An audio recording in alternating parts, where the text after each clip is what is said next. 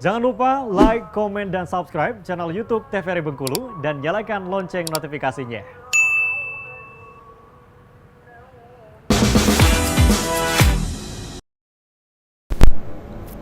Balik lagi di Opini Obrolan Pas di sini, pemirsa, masih bersama dengan Mbak Era di sini. Iya.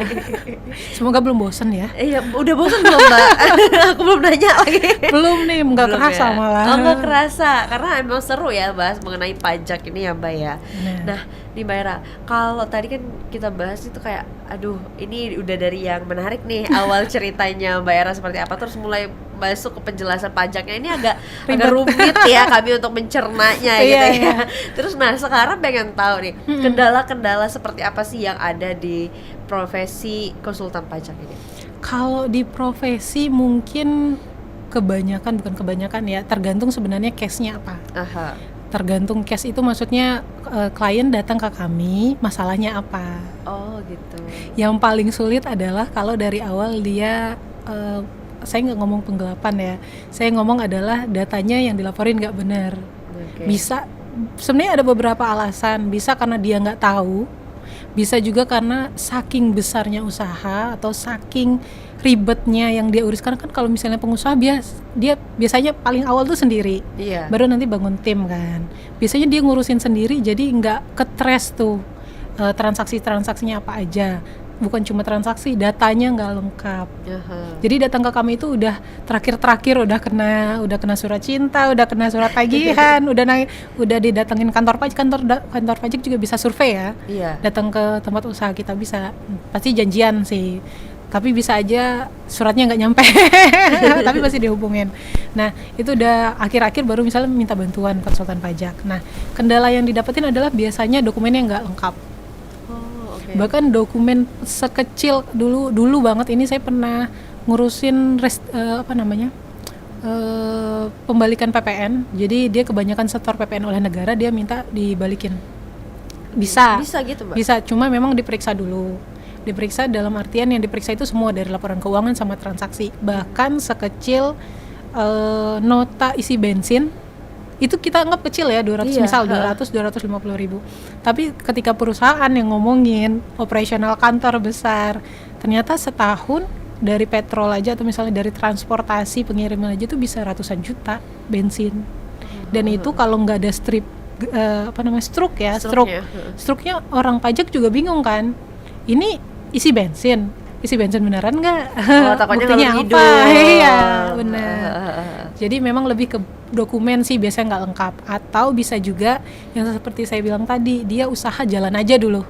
Kan memang benar sih, saya nggak menyalahkan itu nanti Mbak Era nanti udah ini saya nggak mau usaha deh. Jadi panik nanti.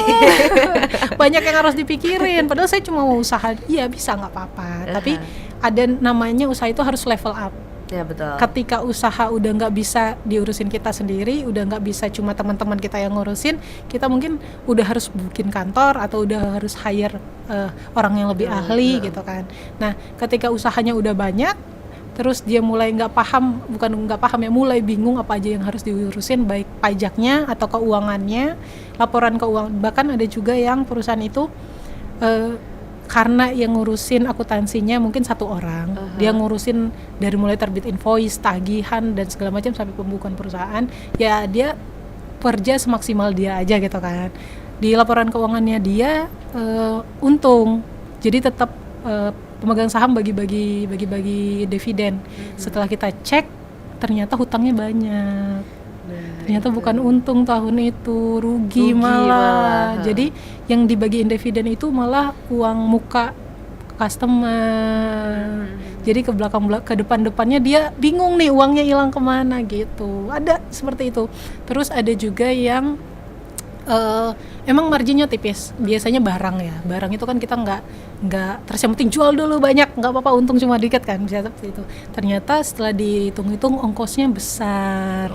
Operasional kantornya nggak nutup dari untung kita yang mungkin cuma 3-5% gitu. Gitu ya. Jadi memang apa ya, harus diperhatikan harus juga diperhatikan ya, kalau pajak minimal ada pencatatan uang masuk uang keluar tiap bulan, itu minimal banget. Kita harus tahu uang masuk sebulan berapa, uang keluar dan untuk apa aja, berapa. Berarti disertain dengan bukti-bukti dokumen itu? Iya, itu udah ke tahap berikutnya. Kalau udah tahu uang keluar kan biasanya kalau paling awal itu nyatanya biasa ya di buku lah ya. Iya. Kalau udah agak ekspor biasanya naik ke Excel. Kalau yang keren pengusahanya dia udah pakai Aplikasi. ya benar, server akuntansi. Misalnya bisa kalau sekarang banyak lah Jurnal ID, Accurate, Zahir dan lain sebagainya yang bisa diakses website ya. Nah, itu yang udah mutakhir yang bisa dia jurnal per hari, bisa jurnal otomatis. Tapi kalau awal banget pengusaha, yang penting dicatat deh bulan Januari pendapatan sekian dari apa aja. Terus pengeluaran bensin berapa, gaji pegawai berapa itu. Langsung tetap dirinci. Tetap dirinci. Berarti ya. Karena lapornya setahun sekali, nanti dari tiap bulan itu direkap. Baru setahun kelihatan untung berapa, rugi berapa. Itu paling awal. Ada tutup buku itu ya. Benar, itu jadi makanya tadi saya bilang ada namanya kalau orang akuntansi atau orang keuangan ada istilahnya peak season. Peak season itu kalau orang bank dari akhir Desember sampai, kalau kami konsultan pajak sampai April. Karena kalau lapor pajak orang pribadi maksimal Maret. 3 bulan setelah tutup tahun buku. Jadi Maret untuk orang pribadi, terus kalau April untuk perusahaan, 4 bulan setelah tutup tahun buku. Itu kalau yang perusahaannya ikut Januari, Desember. Biasanya kalau perusahaan Jepang itu dia Juli, Juni. Kalau Perancis beda lagi Februari, Maret tergantung. Berarti negara masing-masing gitu ya. Benar. Nah, ini selama nih bekerja di perpajakan ini, di dunia pajak ini, itu ada nggak sih cerita uniknya yang mungkin lucu juga yang pernah Mbak tanganin? Cerita lucu ada sih ya, mungkin bukan, saya nggak bisa ngetawain klien yang seru, yang seru biasanya kalau dulu saya ngurusin sengketa itu ke pengadilan. Jadi selain tadi minta pengembalian PPN, bisa juga karena interpretasi undang-undang. Jadi yang saya bilang tadi, memang undang-undang itu kan tergantung siapa yang baca. Menurut kantor pajak A, menurut saya, menurut konsultan pajak B gitu kan. Yang benar yang mana? Kalau di undang udah masuk ke persidangan, nanti tinggal kita pembuktian ke hakim yang mana yang lebih masuk akal secara sistem industrinya juga. Terus apa ya? Itu tadi kalau secara saya nggak bisa buka lebih lanjut masalah materinya ya tentang apa undang-undang apa, tapi lebih lucunya adalah tentang tadi interpretasi undang-undangnya itu yang pembuktiannya bahkan sampai analogi kalau biasa lihat persidangan analogi semua analogi dikeluarin. Yang serunya dulu saya pernah begadang 3 hari nyiapin dokumen, fotokopi segala macam sampai bawa 5 koper ke persidangan. Sampai itu dokumen semua dan dokumen bukan yang kecil ya, koper yang besar yang jadi kalau kita punya, kalau konsultan pajak biasanya punya istilah mau traveling nih. Traveling itu nggak ke bandara, nggak ke apa namanya, ke persidangan. Iya, ke pengadilan pajak biaya murah kan. Terus ketika nyampe ada contohnya, jadi ternyata ketika sidang hakimnya cuma minta contoh 1. Ya udah dikasih. Jadi ini 5 koper buat apa? Tapi yang penting biar siap dulu sih. Iya betul. Dia jelas dia udah siap nih, udah tertata nih. Apa lu mau gitu ya? Iya benar. Meyakinkan. Itu serunya. Terus ada juga kalau ada beberapa klien itu yang agak ribet adalah kalau dia usaha keluarga. Nah itu seru, panjang tuh kayaknya. Seru sekali. Pernah Mbak menangani itu? Pernah. Jadi biasanya pendiri perusahaannya ayahnya, terus usahanya besar, punya anak 3, dibikinlah anak perusahaan masing-masing. Ya, biasa lihat itu terjadi. Real adanya. Itu seru. Karena selain ngomongin uang, ngomongin data, kita ngomongin perasaan di sana. Iya betul. Bener, itu yang susah. Karena kalau ngomongin keluarga, tinggal kompromi keluarga. Masalah sepele listrik.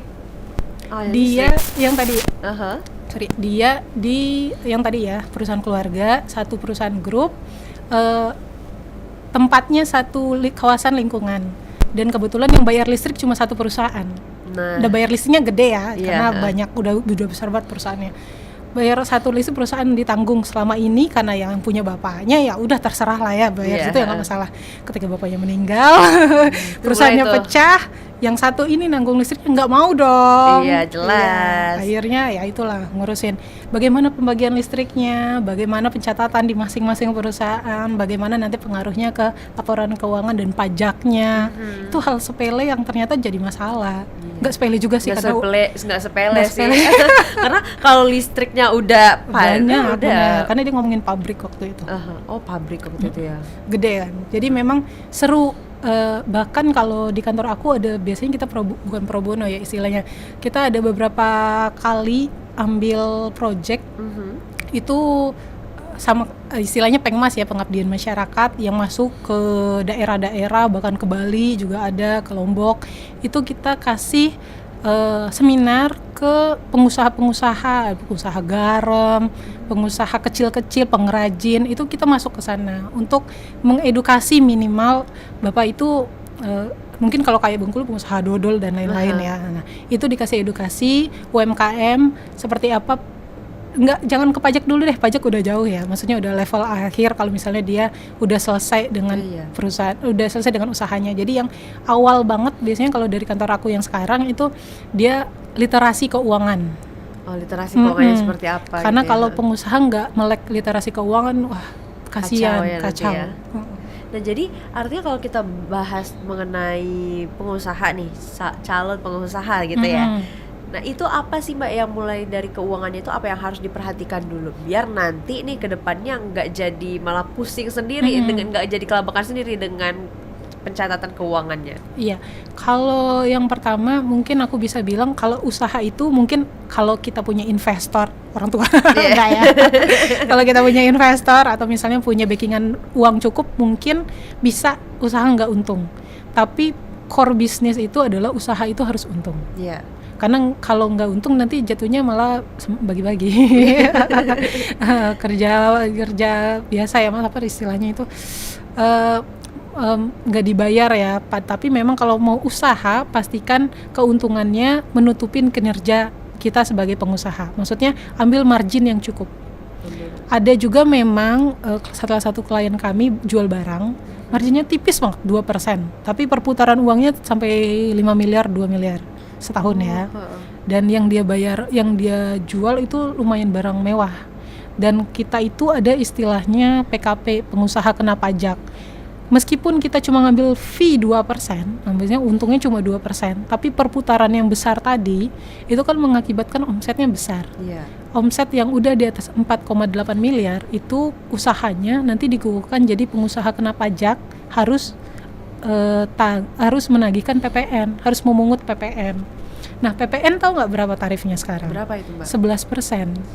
Oh, 11%. Jadi baik. Misalnya aku tadi pengusaha menagihkan ke customer, misalnya 1 juta ya, misalnya anggaplah 1 juta, kena PPN 11%, 110, tapi aku cuma dapat untung 2%. Oh iya ya. Jadi kalau pengusaha kan langsung mikir, loh kok gedean PPN ya. Iya, gedean PPN-nya.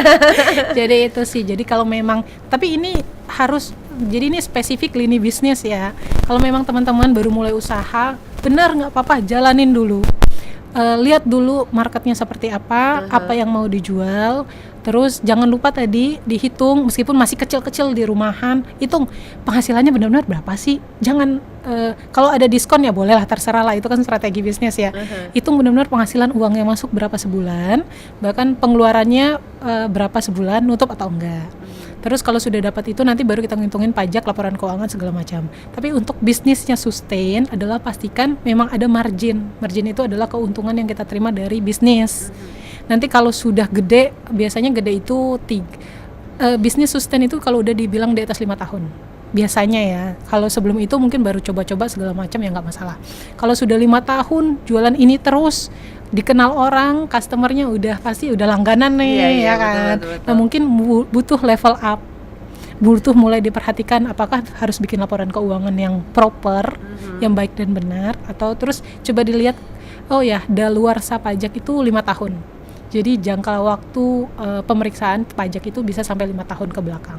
Jadi kalau 2024 sekarang bisa kantor pajak bisa periksa sampai 2019. kalau masih dalam jangka waktu daluarsa pajak tadi kita belum tenang. Oh, Karena secara usaha masih bisa bisa disulatin Iya. kantor pajak, bisa diulik-ulik pertanyaan data dan segala macam. Nah, kalau udah level up tadi mungkin baru punya keinginan biasanya ini bisnis ke depan gimana. Nah, Bentuknya seperti apa, pajaknya seperti apa, mulai terbukalah level up-nya Udah di mulai level stage up, ini udah harus mulai- apa Aha. gitu. Seperti itu biasanya kalau bisnis. nah Mbak sekarang kita jeda dulu ya. Boleh, Nanti kita lanjutkan silakan. lagi. Untuk pemirsa jangan kemana-mana, tetaplah bersama kami di Opini Obrolan Pas di sini.